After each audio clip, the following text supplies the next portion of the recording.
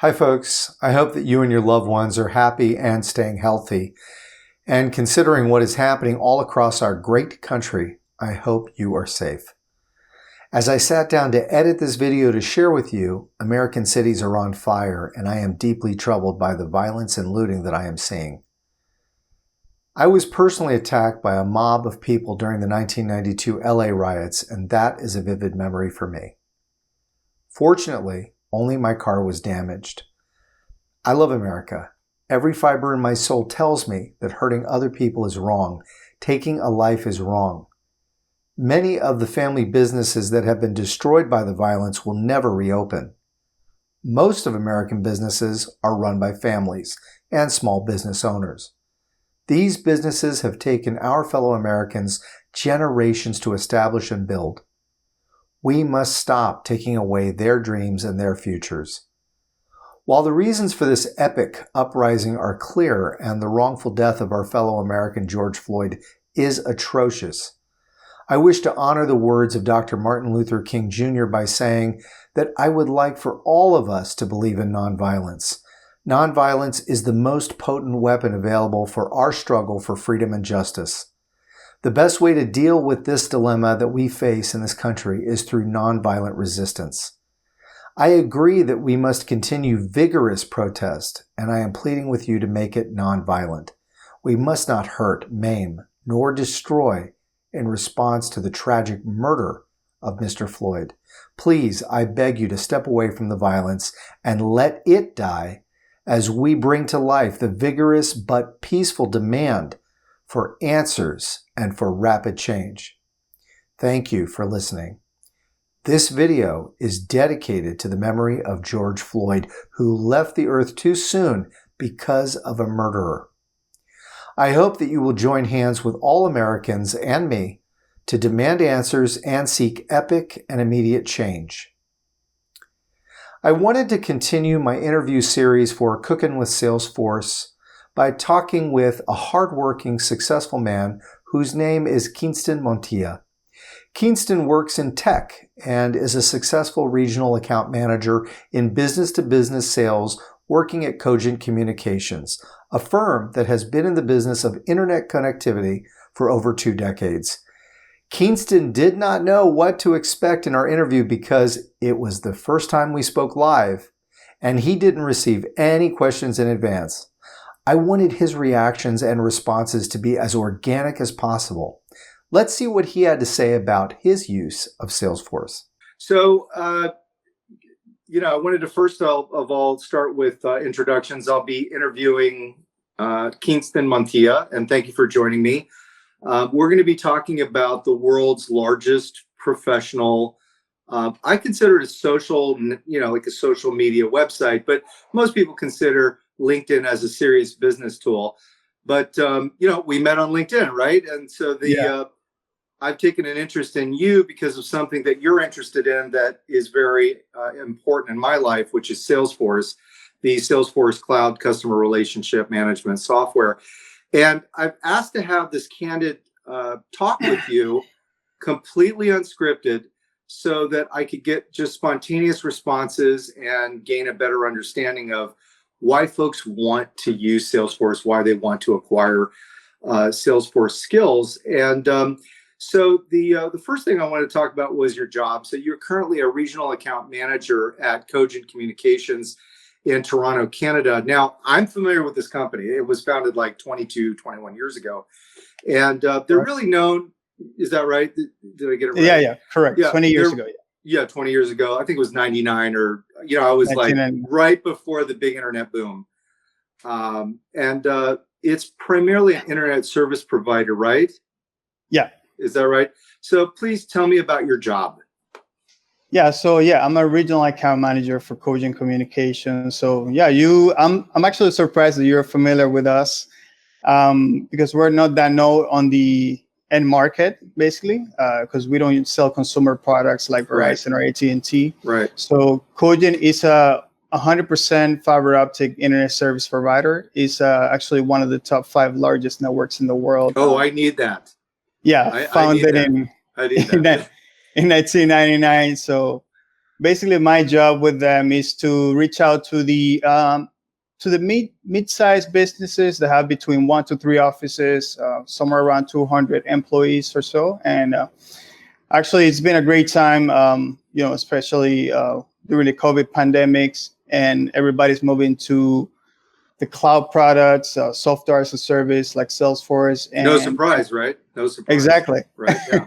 So we've been, extremely proud to be enabling companies to achieve their ideal work from remote setup, basically.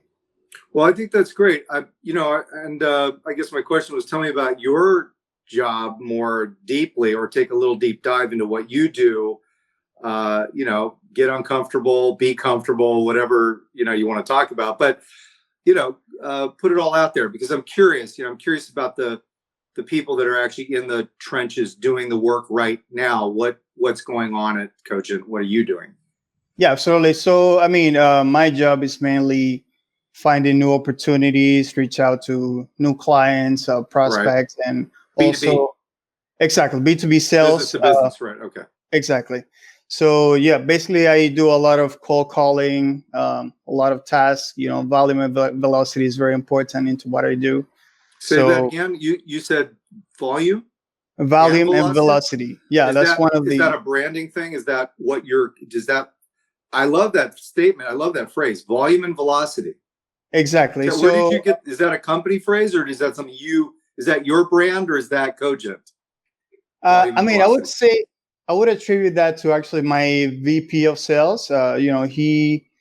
He always states that it's very important for reps like me to be, right.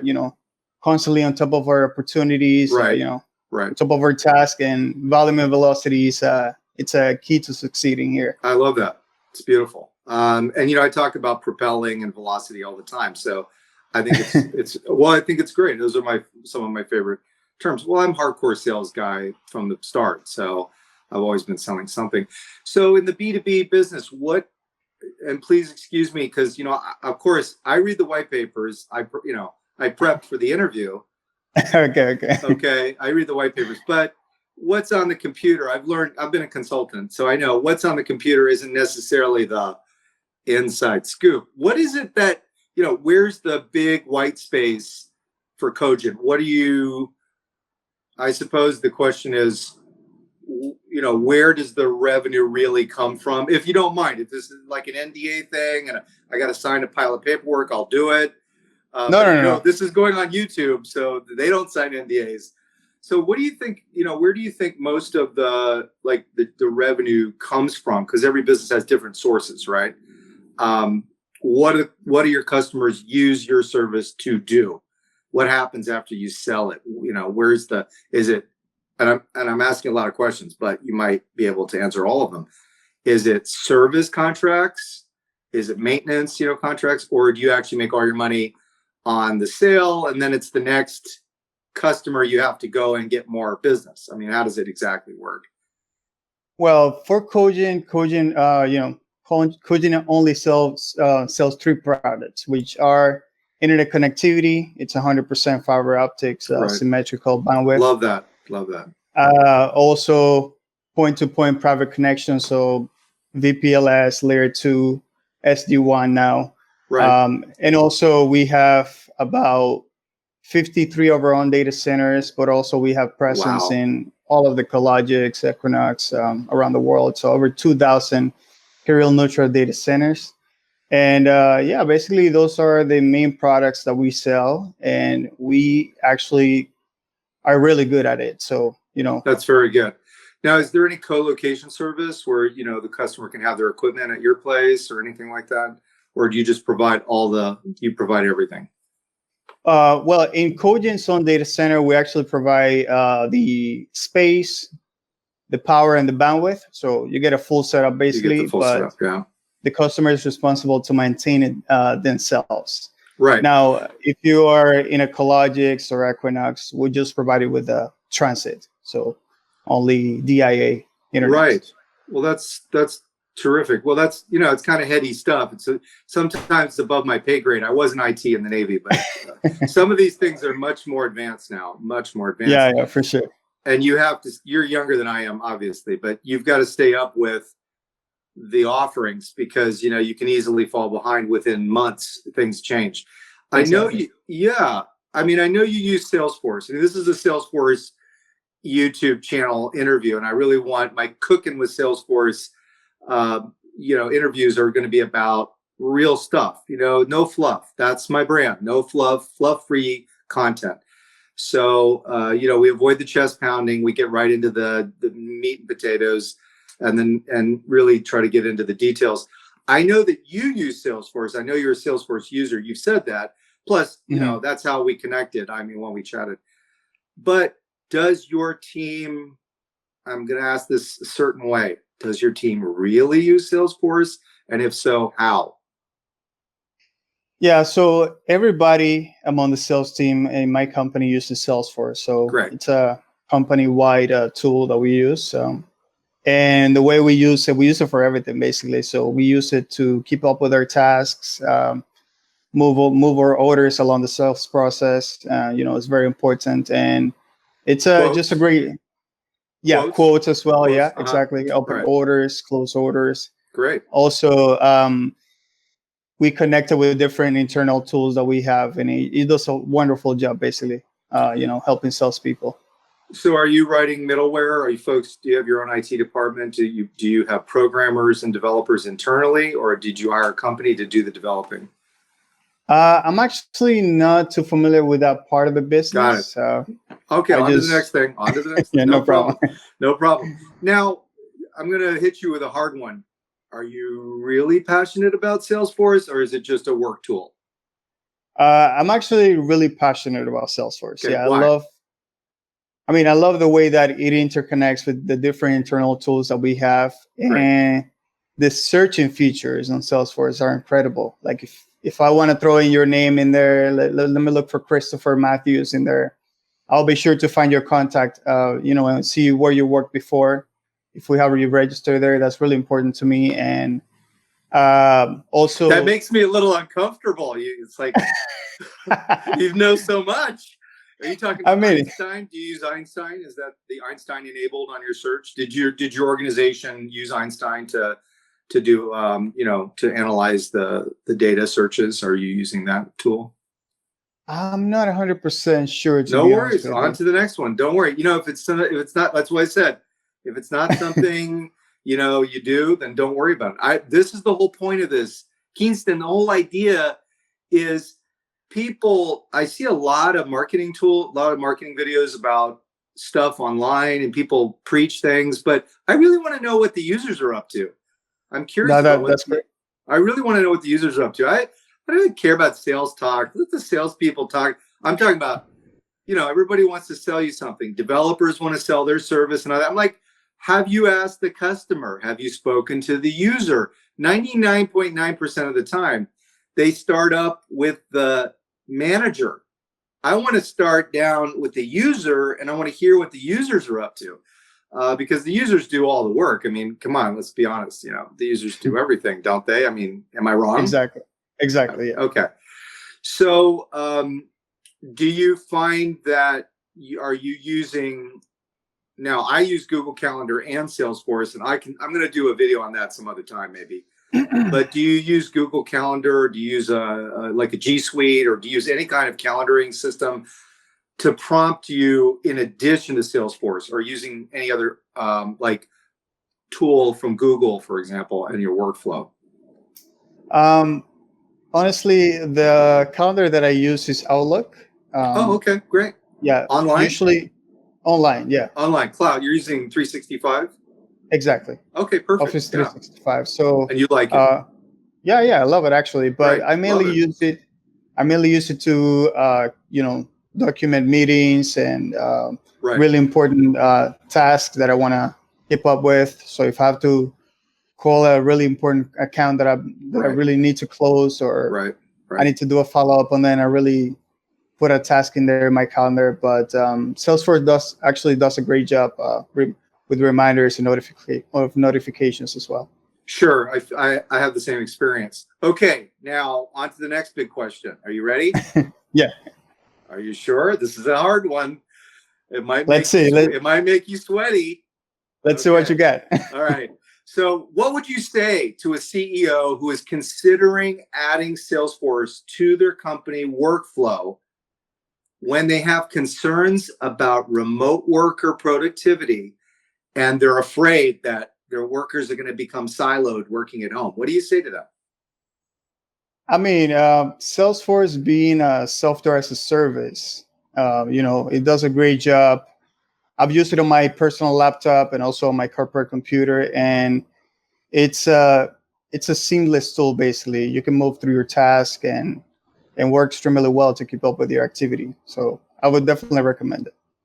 Well, and I appreciate that. I was hoping you could take it to a little deeper. What I guess my question is, Keinston, is that a lot of the decision makers, at least in my experience, because I've consulted to larger companies, a lot of the decision makers on Salesforce adoption or Salesforce deployment and adoption don't actually use the product. They never touch it.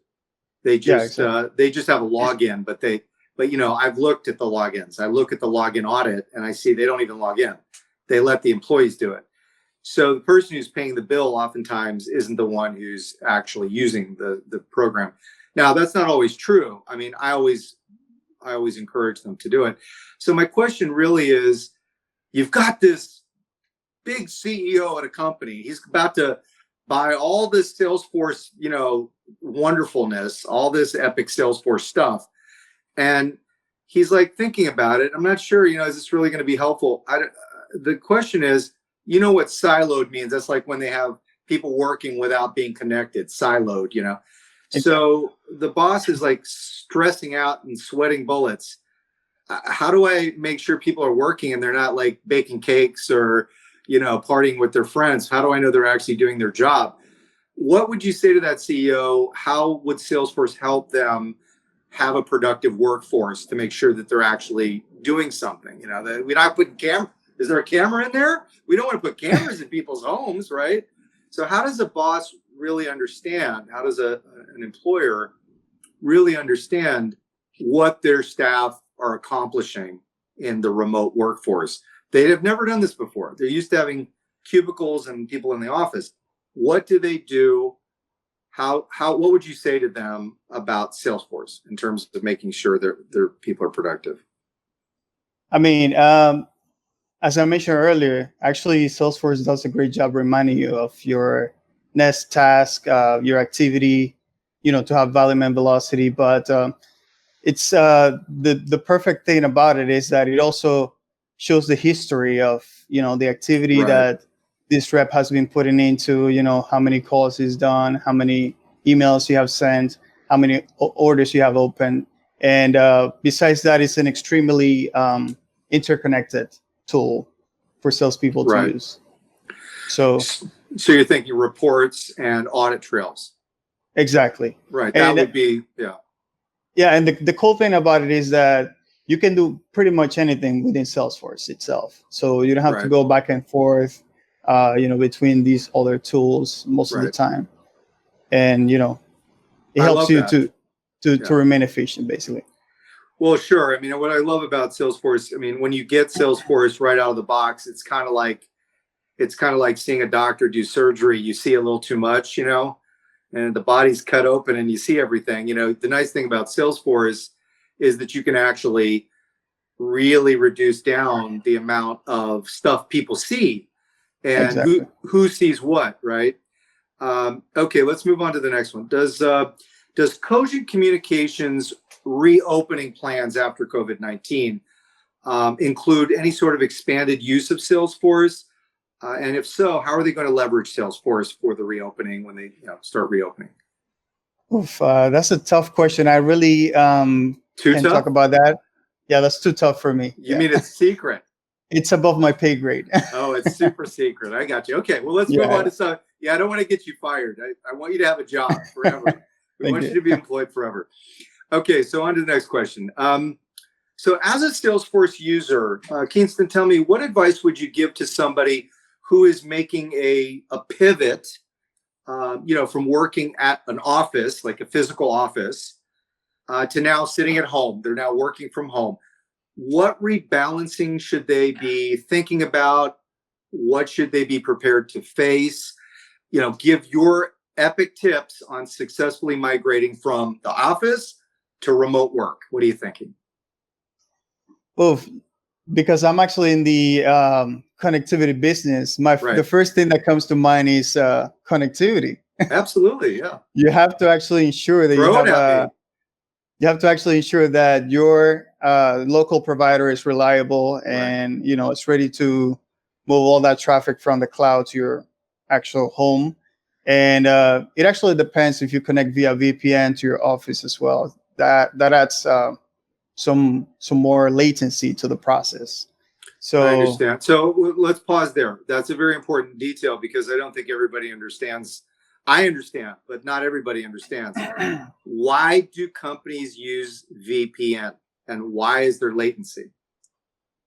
Yeah, so I'm also not a super tech guy, okay. But it's okay. Whatever you know. Right? In my understanding, so basically, Salesforce being a software as a service is being hosted on the cloud, obviously. So the traffic goes between Salesforce to the office. Right. And then the VPN comes in and takes that traffic from the office all the way to your home. So, we really have to make sure that you have reliable connectivity at your office, but also at your home. Right. So somewhere along the way, you could have a little bottleneck. Like, for example, I've been begging for fiber optic in Burbank, but nobody has it except for like these really expensive providers. And I've been begging to get fiber optic. And of course, I know all the software we use, everything we use, Salesforce, is super fast. I know that because I went to an office at the LinkedIn production facility in Carpinteria. And when I was on their network, it was 200 megabits. It was synchronous, both directions. And it was exactly. 200 or 300. I mean, it was so fast. And that's obviously, people think that, oh, well, cable is just as fast. No, it's not, because the upstream is exactly the same as the downstream. And most people are just watching video. So exactly. What I noticed is for remote work, I really got a lot more done. In fact, I would go from the hotel when I was visiting, I'd go from the hotel to the office and work late at the workstation because it's like everything's instant, it's exactly much faster. Yeah. So I think it's important. So I'm going to ask you a question. If I'm a remote worker, DSL or cable internet? I would say cable for now. Yeah. That's what they're both. They're both shared solutions, not as secure as your own dedicated fiber you will get at your office. But But you have to. Go ahead. I'm sorry. No, sorry. Yeah, go ahead. No, I was saying that I'm using cable. And it's much faster for me to upload. Exactly. Whereas DSL wasn't as fast. But I don't know. These things change so rapidly. I don't know if cable and DSL are the same now. Okay, so let's talk about the next one. And we're almost done. So I wanted to ask you, what does the future of business look like in your opinion? Well, in my opinion, working with the larger amount of businesses, I actually see that a lot of companies are reaching out to me personally to something that I've experienced in myself. A lot of companies are closing their offices and actually moving more towards a remote work solution, just like we're experiencing today. And it's you can see it. You're seeing it everywhere on LinkedIn. You're seeing a lot of articles about working remote. Right. But also, my customers are reaching out to me to get space on our data centers because they actually want to have a server, but they cannot have it at their home. So, data center is actually a perfect example that people is actually moving to a more working remote solution if the business allows, of course. Right. But you mean if the company has the appetite for it? Exactly, and also the ability to do their businesses remotely. Right. So in your company's situation, in terms of Cogent, have you always been a remote worker, or do you actually go into the office? Well, as of before January, I would say I was always in the office, but after the pandemic, of course, we're going to see a shift of more, like Right. working 50% of the time from home, maybe to the office, and in between also seeing some customers face to face.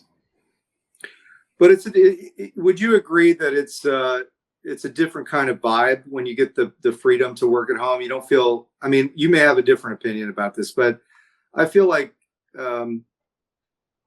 there's a sort of soul, it's sort of it uplifts your soul, doesn't it? To be able to be a remote worker, it gives you a little soul lift. I don't know what the right term is. Some kind of uplifts your soul. It puts a little joy in your life that you have the freedom to do your own schedule and do your own things. Is that how you feel about it? Because that's how I feel about it.